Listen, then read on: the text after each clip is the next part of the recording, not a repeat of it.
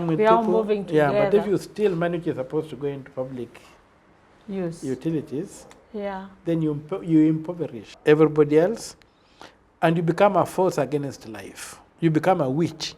You see, when you think wanataka witches, na punishment ya witch in African psyche ni kuua. na kustoma huko Kisii. Ni kuua, yes. Any all culture. And the modern day witches need these people we call corrupt. Wanaiba taxes. The modern witches is corruption. Corruption, and they need to be killed. Because when you steal money meant for hospitals, and people go to these public hospitals, there are no medicines, they are poor, then they die. You are a witch, and you don't deserve to live. So we should not entertain witches. We should not vote witches into office, and what have you. But that's where the system has gone down now. We are electing witches.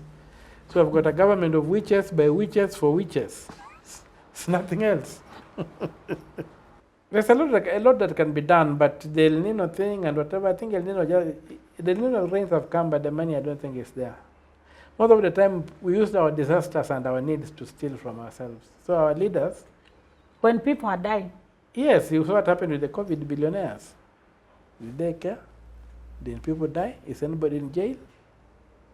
Is anybody being... So the poor old people can continue being swept by floods? You take care of your old person. If you don't, you are supposed to steal and be rich in your youth.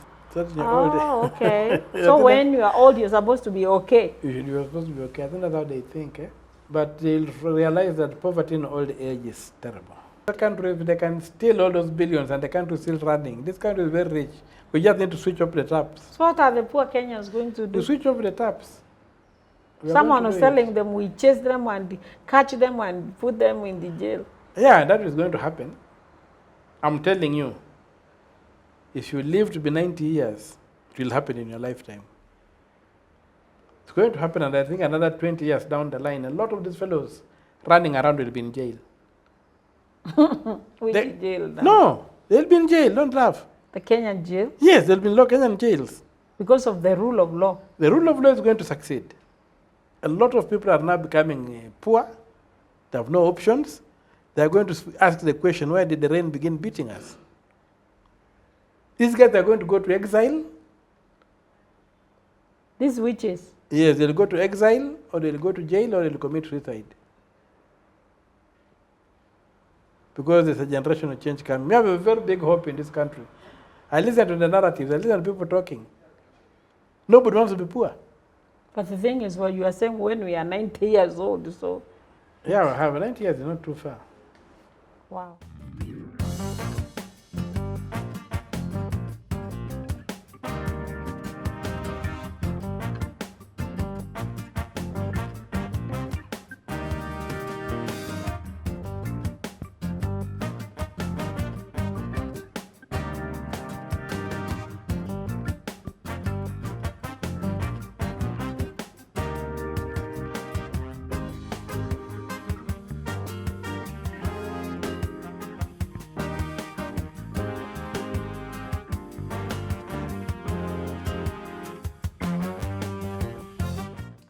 Hello viewers, and welcome to Lucy Moria Network. Once again, a beautiful day, and today we are meeting with a super senator, a Kenyan super senator by name Hon.Okiya Omtatah Okoiti. Please help me welcome Omtatah, the Kenyan household name. Karibu Senator, how are you? Those are too many accolades. No, they are not. That's what it is.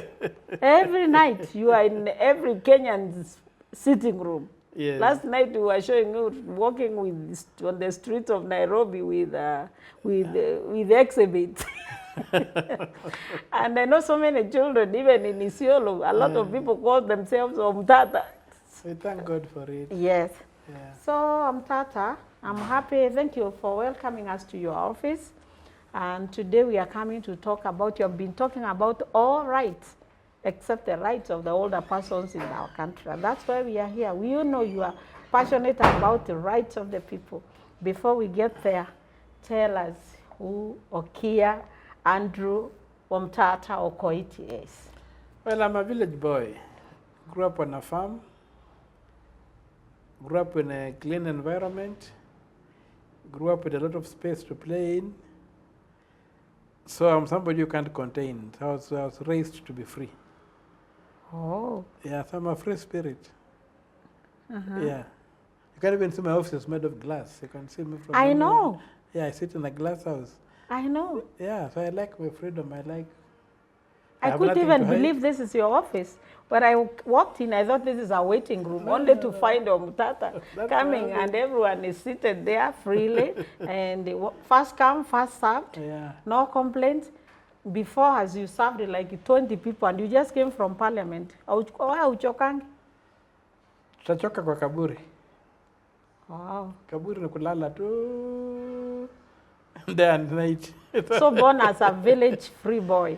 I was born in the village. So where did you go to school? Hata kuzaliwa niliweza sikuzaliwa kwa hospitali. Nilizaliwa kwa village. Kwa mati. Wapi? Huko kwa miti? Busia. Wow. Nilizaliwa tu kwa village. Aha. Mama huwa ananiambia nilikuja 3 days early. Na mama yako ni mwalimu na kwenda hata clinic kama ulikataa wewe. Eh? So I come from a family of 12 kids. I'm number 5. I've 8 sisters and 3 brothers. Yes. Yeah. Wow. So I've got a whole football team and a referee. Wow. Omtatahs. Yeah. The Okias. Yeah. Wow. So that mother kuzeeka and God has been kind. We are all alive, all the 12. Yes. So.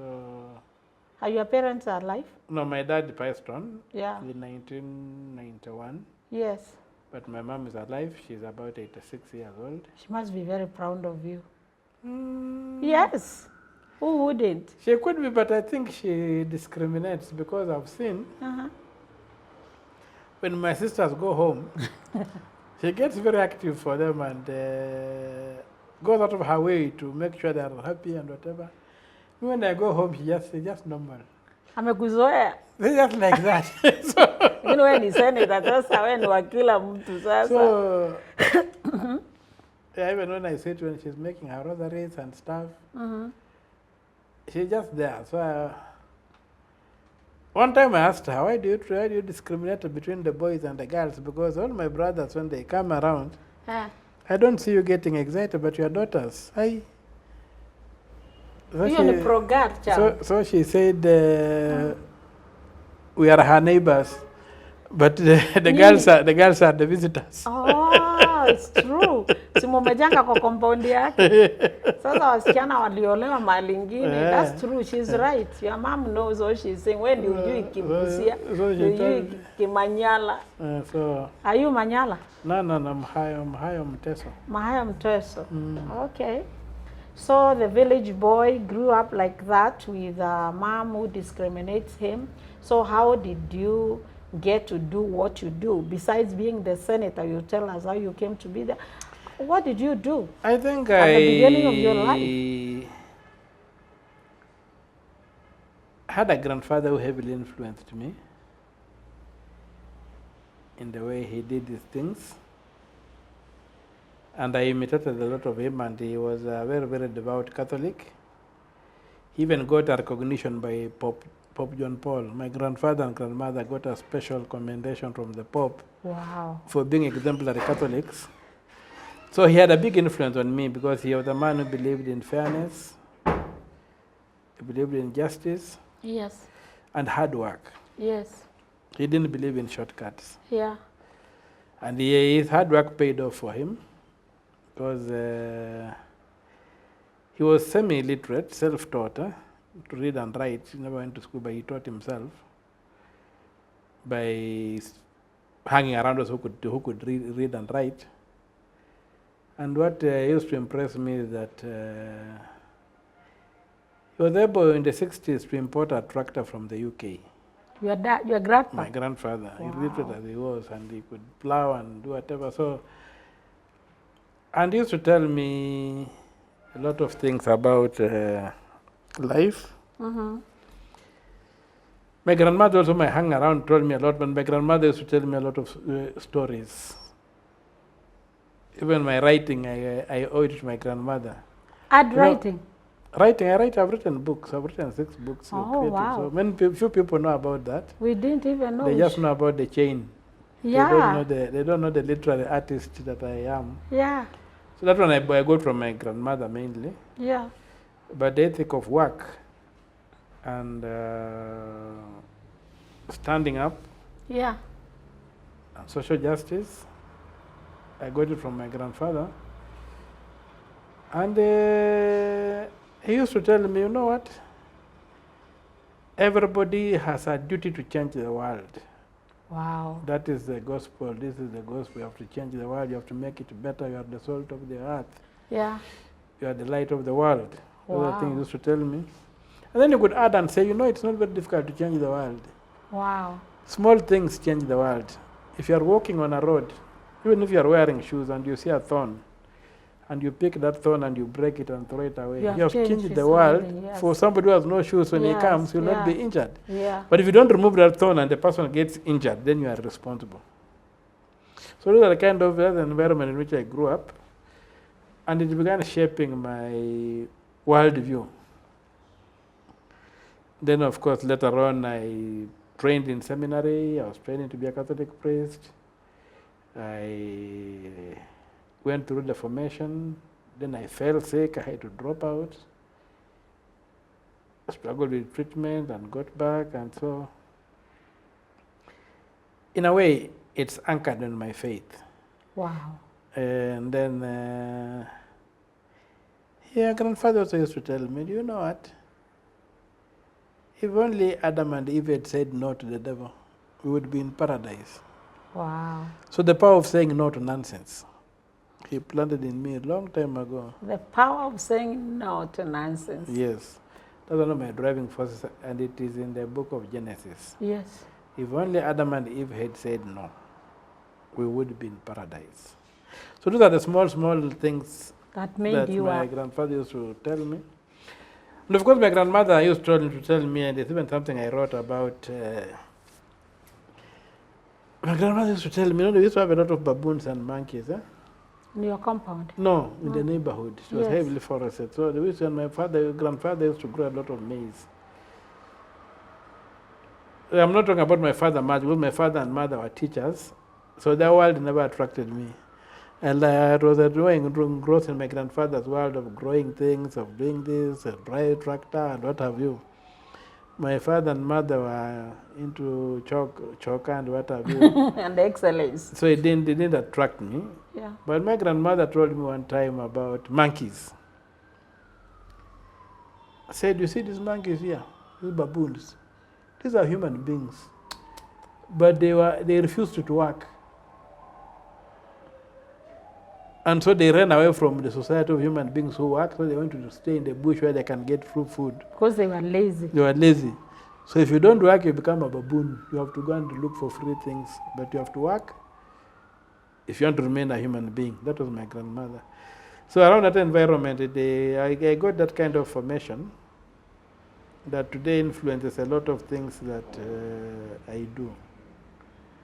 But above all, we do it with love, not with hate. You fight the vice, not the person. Yeah, and you try to see that people get rich. One time I remember when I was a small boy, some preachers who were walking around came to my grandfather's home. And I was just in the evening, and this guy was preaching about prosperity. How you can make people rich, how you can do whatever. And after I finished, my grandfather asked him, do you have another thing to say? He said, no. So I told him, look here, me, I work. I believe in God, but I work. So you want me to give you money so that you can pray for me to be rich? Me, all these things have worked. I pray to my God, but I work. To say that you're going to work miracles for me, you're just a human being like me. How do you really work a miracle? Okay. You tell me you have plowed 10 acres of maize, come and see, I will come and see. But to tell me that you're going to, that I give you money and you're going to pray over it for me to become rich, go to hell. Doesn't work. But then nilikuwa nikikwambia pokea. Yeah. Pokea. Na kuna kitu It umefanya. doesn't work like that. So that's one thing was that insulated me against the prosperity gospel. Yeah. And of course, when I go to seminary, when I read all those texts, when I read the lives of saints, when I read Thomas Aquinas, Augustine, Christopher, Anthony, when you read all these people, Dionysius, Oregon, their reflections, their thought lines, like Thomas Aquinas. If something is worth doing, it's worth doing well. Very powerful. Yeah. So these kind of things have influenced and formed my life, and I also, in the seminary, I was taught by mainly American, Dutch, and Scottish teachers. And the simplicity they had, the knowledge they had. In this school, they allowed people to smoke. You could buy cigarettes from the head teacher's office and alcohol, but there was a campaign against it. And people never drank, people never smoked. So when you went to schools outside to games and whatever, and the boys are feeling tough Because smoking and whatever, we could look at them as idiots. Yeah, so they worked on our minds. Question of authority. In the seminary, we had a place called the Stone of Wisdom. You could sit on that stone of wisdom, and the teachers are there, whatever. You could say anything against anybody as long as it is true and do not be held against you. On the stone of wisdom. Yes, so you could criticize the teachers, you could have a debate, you could have whatever.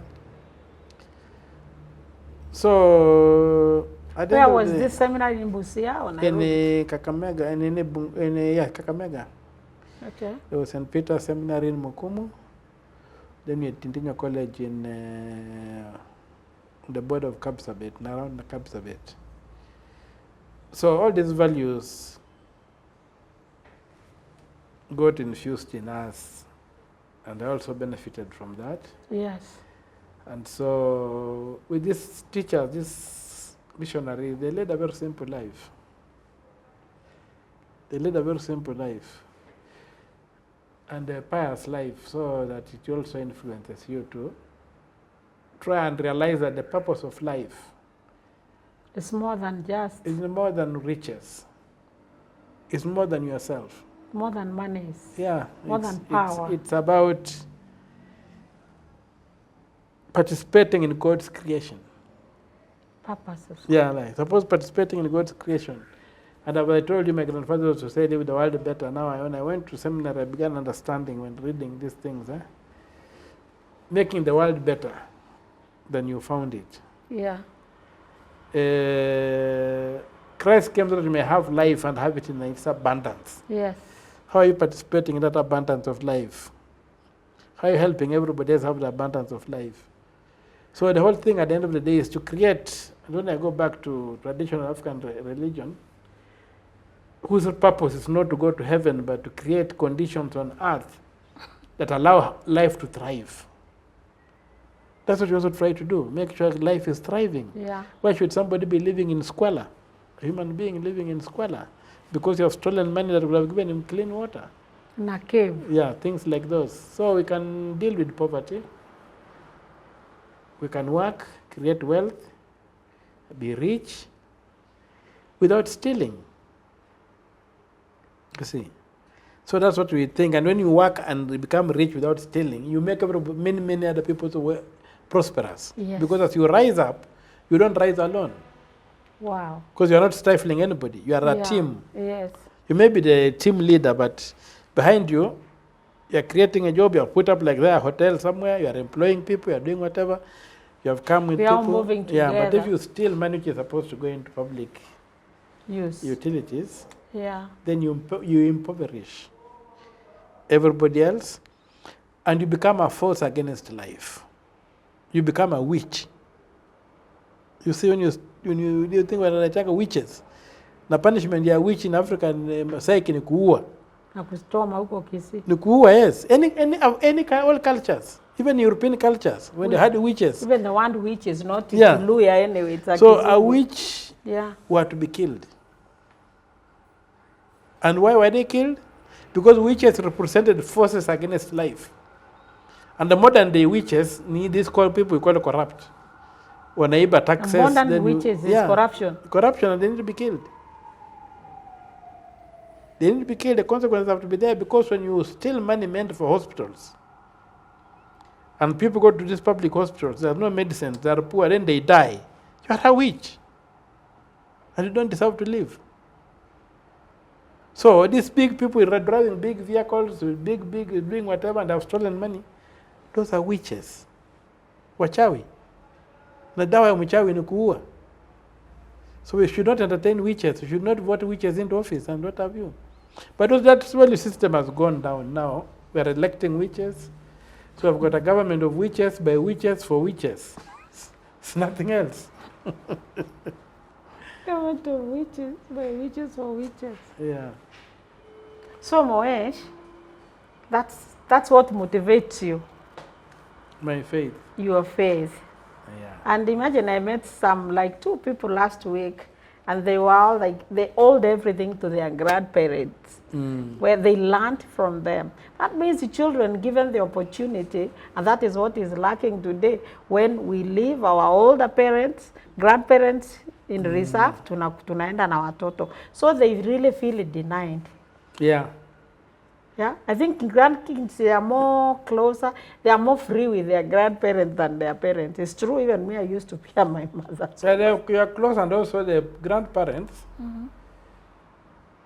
are people who have gone through life. They have seen it and all. They know that vanity of vanity is always vanity. So they will try to do things that are necessary for the development of somebody. So that is that, and it's a great value resource that when you have these people who are no longer struggling, or whose drive is not to produce and procreate, but to nurture life, then you get in an environment whereby you are able to. They also have time if they have really retired and they are finishing their life, then they have more time to spend with the kids. Well and good. So that's it. That is the story of Hon.Okiya Omtatah Okoiti. And that is not it, but that is actually very motivating. That's what motivates him. Once you have done a lot of things that most Kenyans who didn't even know that background, they admire. You're so brave, you're so eloquent, you can do anything to kill those witches. You see, I know you stand for every human right, but now, and I know you were part of 2010 Constitution formulation, right? But mainly on the periphery, on the backyard, but we participated at the end, yeah? Yes. So you participated, and I was wondering, because our organization is representing the older persons in this country, a sector that had been completely abandoned. I was almost even thinking maybe the Constitution never remembered them. But when I knew someone was like you, was on the periphery, and others you care, maybe that's the time you mentioned about the Act 57. Well, people are. I think what is in the Constitution is enough about the elderly. Yeah. One, it recognizes they exist. It's very important. When you read it with Article 27, discrimination on the basis of age is also rolled out, and it needs to be bundled into statutes, because you cannot put detail in the Constitution. Yes. So it's a question now we slug it out in Parliament to get statute at the national level, and maybe in the county assemblies to get statutes at the county level. So that, like you have been in the US. Yes. You'll find that it's called senior citizens. Yes. Have their privileges. Like even parking, when they come with the vehicle, they've got their parking side, they come and park and go, they don't wait like everybody else. Yes. So those kind of recognitions need to be there. And you see that recognition and that of children for me go together. Because they are vulnerable. So children and the elderly need to be given a place of pride in society. And for me, I think that there's nothing wrong with the Constitution. What we just need to do is to deal with the statute and the regulations of whatever we want to help elderly people become or achieve. And then, of course, we need resources. And the resources are the ones that are being stolen every other day by politicians and accountants and engineers and all manner of professions. Everybody has become a thief. So that money, if you were able to rein it in, to be able to address a lot of these issues that we're talking about. Is it called gerontology? The study of these aged people. Gerontology. Yeah, gerontology or something Yes. like that, yeah. Yes. So those kind of things need to be done, and also maybe in our school systems to be introduced, because the traditional system, there was a value system whereby the elderly people were almost like gods. They were worshipped. Oh, yes. They were worshipped. So, The elderly people, they are yeah, liberal. but if you look at the modern tradition, especially the Western world, it's like to be old is a terrible thing. Yeah. To be old is a terrible thing. And then in our African culture, people would want to be old so that they can enjoy the respect and the perks that come with it. Yeah. Yeah, when the food comes, you're the first one to eat. Gray hair, you have wisdom. Yeah, those kind of things. Mm-hmm. So, unless we go back and embrace those values to show that aging is not a bad thing, aging, you still have value. You may not be able to work on a factory floor, but you can give alternative dispute resolution. You keep on talking about ADR. The courts of the elders. The elderly people could have a court and resolve issues. There are many things they can play in society. Keep them busy. Yeah. And then you also realize that now most of the elderly people are educated. They've got skills. They've got knowledge. They've worked in the civil service. They've done whatever. They've done this. They can still be effectively deployed within their communities. Maybe to give there's a sensitization campaign.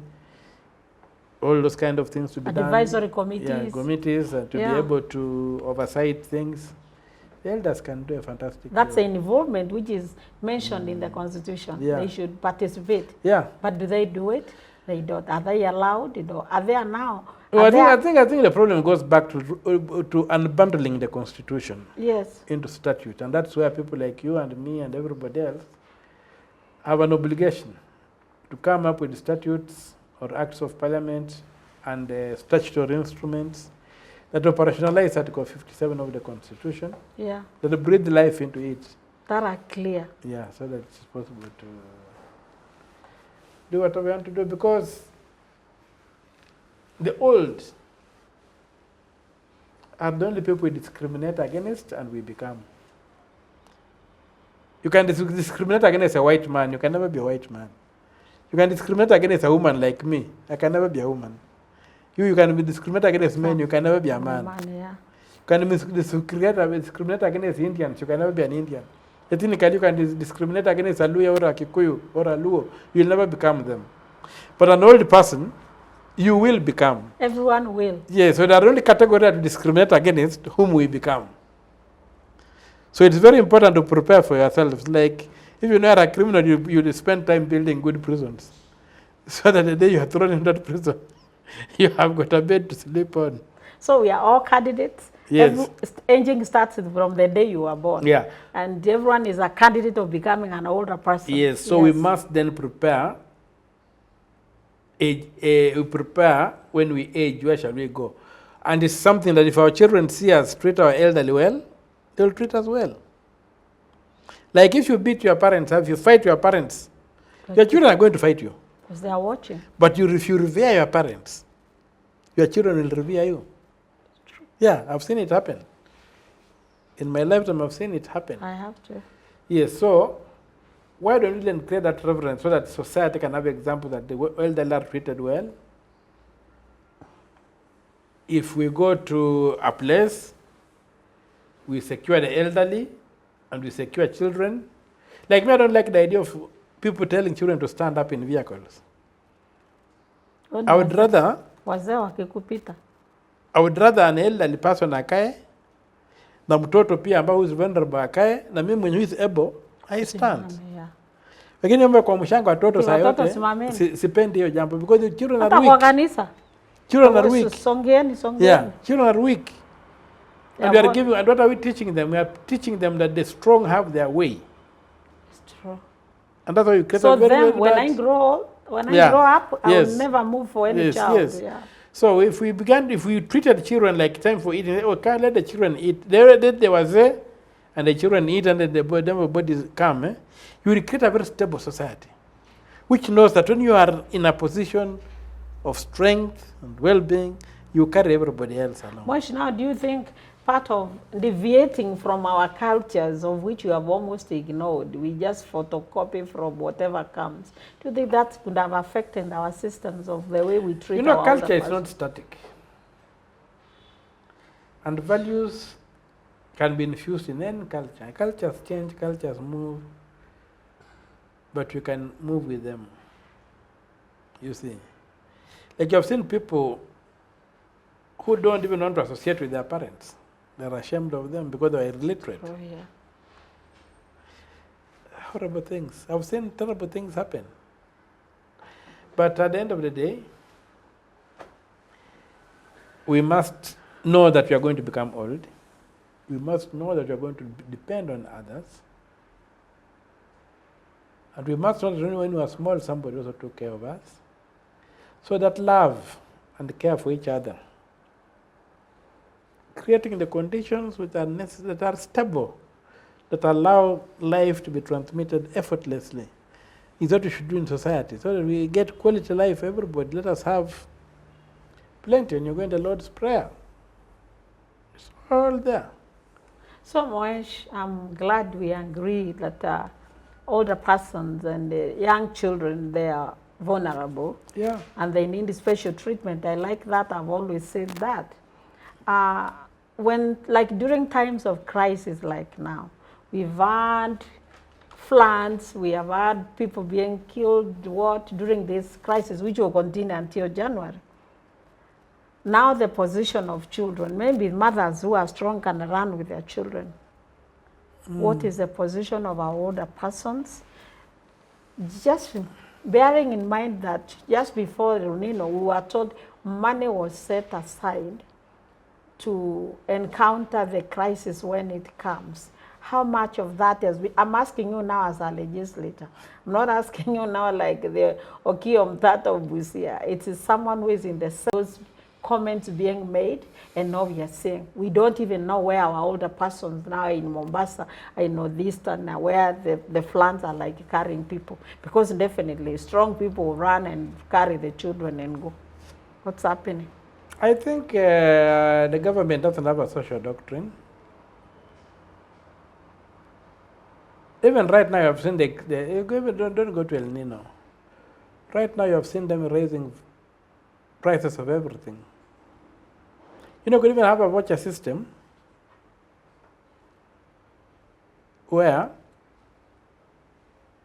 you could ensure that these people have got some food, give them vouchers. Yeah, like in the US. Where they can go and then they can do some shopping and whatever. With the discounts. Yeah. Yeah. Those kind of things. So there's a lot that can be done, but the El Nino thing and whatever, I think the El Nino rains have come, but the money I don't think is there. Most of the time, we use our disasters and our needs to steal from ourselves. So our leaders... When people are dying? Yes, you saw what happened with the COVID billionaires. Did they care? Did people die? Is anybody in jail? Is anybody being... So the poor old people can continue being swept by floods? You take care of your old person. If you don't, the and those who don't have, because there are some who don't have. The state will just not care for and the state is, and you say very well, state.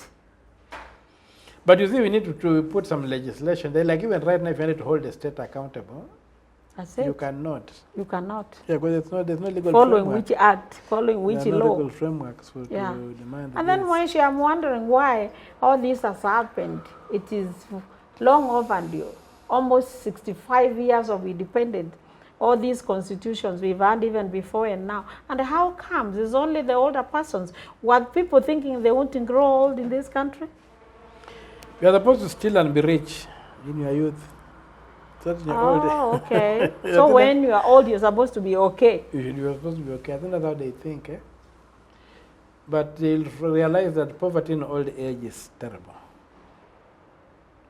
Poverty in old age is a huge crisis we have today. And so there's that. There's also a need to prepare people for age, old age. Very few people prepare themselves for old age also. Just today and an experience, someone I was asking, what would you tell the young people on how, because you're already retired, what would you advise them on how to prepare themselves? He is a very hungry person that prepared himself. He told me that he spared whatever he had. He bought land, 100 acres. He built his home, dream home.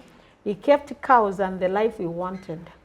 And then clashes came and he lost everything, everything worth over 50 million in one day. And today, he is homeless. I've also met a bunch of them who are ADPs. People, it doesn't matter if you are home, ya matope ama ya nini, but it was your home. So, Mwesh, what is going on about these ADPs who are crying in their own country until today? Now they are just homeless. I think we should become serious with the leadership we elect. And that's the solution. Rubbish in, rubbish out. That's the law. Rubbish in, rubbish out. Don't expect to get grapes on a mango tree. So from 2007, 2008, people have remained homeless, someone on his own land, and until today no one has told him, no one is held accountable, no one knows where his cows, the land went. Is that how we are continuing? And we vote?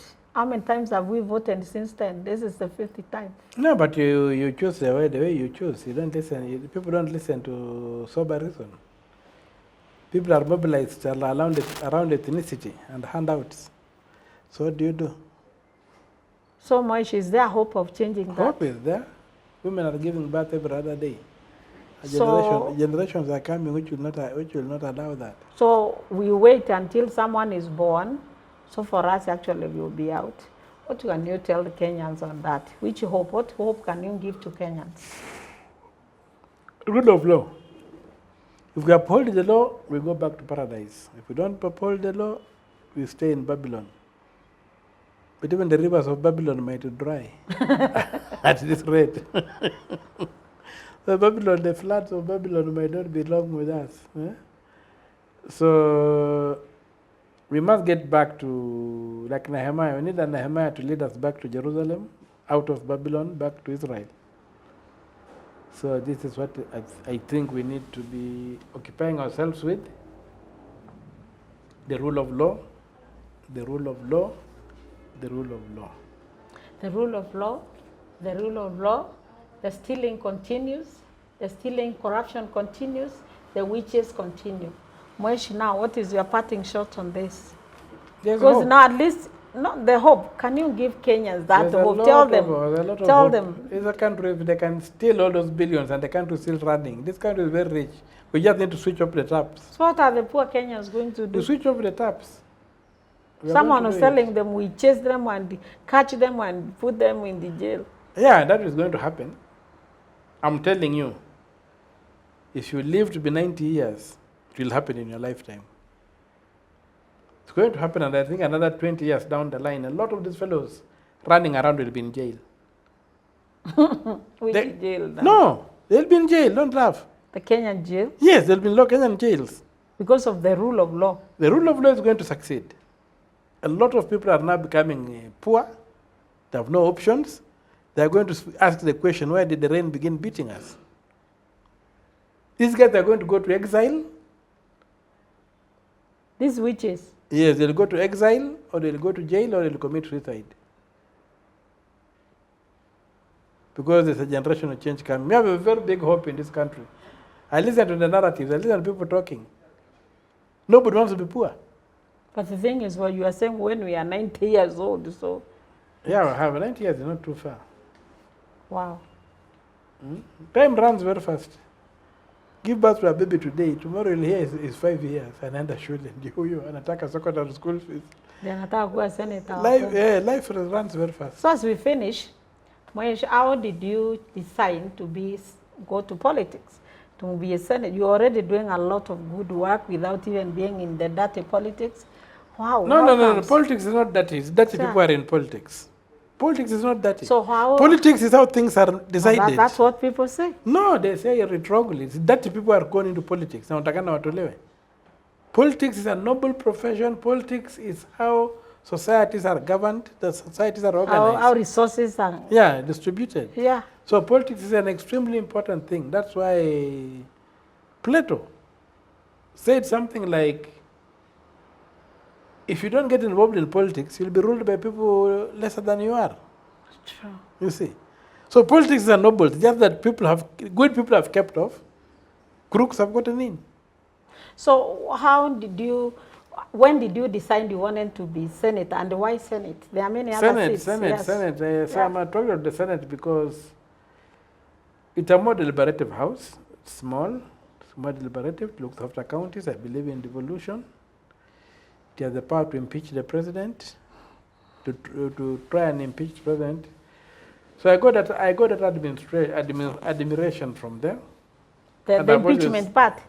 No, the oversight, the capacity to oversight, yeah, the capacity to legislate, and you say devolution now is the key thing. And so I thought that the house that deals with devolution is the house I want to belong to. Also, a Senate is a very powerful person. Because there are only 47. They don't have money to steal, but it's a very powerful position when used well. And I want to use mine well. I want to use my position in the Senate very, very well to serve people of Busia and to serve the people of Kenya. And you'll see how powerful the Senate is. You don't have, unless you want to steal, that's when you go work and want to be a governor. But the place to be is in the Senate. That's why you do legislation, that's why you engage. That's why you oversight. That's your oversight. That's why you can set goals. Make sure things are working correctly. That's what attracted me to the Senate and not the National Assembly or to the governorship. That was by choice. Wow. So informed choice, not just choice. Oh, informed choice. Yes. Not through the informed choice. Our senator who oversees. By the way, you are not only overseeing Busia senator, super senator. Now you're overseeing almost the whole Kenya. Everyone is saying Omtatah is our Kenyan senator. True? Tell me something, just your parting shot about him. What do you think about Meru County now? No, Meru County is going to function. I think there's a sense of sobering up that is going to come in. There are a lot of grievances, and as we told you, the senator, then the governors, the governor and the MCAs, they were elected to serve the people of Meru. They were elected to serve a constituency. And a lot of the things they are fighting over are just bad manners on both sides. It's bad manners on both sides. They should go down and work for the people. Or if the squabbles persist, then we should dissolve. Yeah, they're asking for that. And the squabbles persist, we should think of a direct administration. We don't give you a county, we administer Meru from Nairobi. Forever? Yes, for a long time. Behave. Until the Merus uproot all the Mira plantations that they're eating. We were joking. We were joking that these people Meru chew a lot of Mira. And now somebody was saying, when we were seeing those videos, one of the senators said, sasa nimekubaliana na kada. When they classified the as a drug. Mira as a drug. Everybody's mad. Except you. Nobody was sober. You said except Kawera and the spouse. Someone said that. Baichu. Baichu is famous. So, Anyway, you need some governance issues, you need some management. And we hope what you have discussed that there are some of the senators will try to get some interest in Meru to try and talk to both sides to see that they tone down their egos. You know, you are too strong. The Meru people have a lot of energy. The governor has a lot of energy. The MCAs have a lot of energy. The community. But they're using it in the wrong way. The community is full of energy, but they're using it in the wrong way. I wish they would just put that energy to developing Meru. Meru would become California. I know. In Kenya. Yeah. And we want to see Meru become California for Kenya. I hope the Merus have heard. Moesh, thank you so Okay. much for that conversation. At Yeah. least those who didn't know who you are. Of course, you're also in the bracket of our aging because everyone is aging. And No, I'm already aged. I'm 60 years old. wow, see, you're already there. So like we are saying, we were been having a conversation with our 60-year-old senator who is in the bracket of our age. And yeah, learning from him, experiences, what we should do. And he says, we have hope. Meru County, use your energy positively and you'll be like California tomorrow. Yeah, Otherwise, thank you very much. I've always, viewers, said that everyone should stand with, for, and with our older persons. My voice, our voices are the voices of the voiceless. Thank you. Thanks, Senator.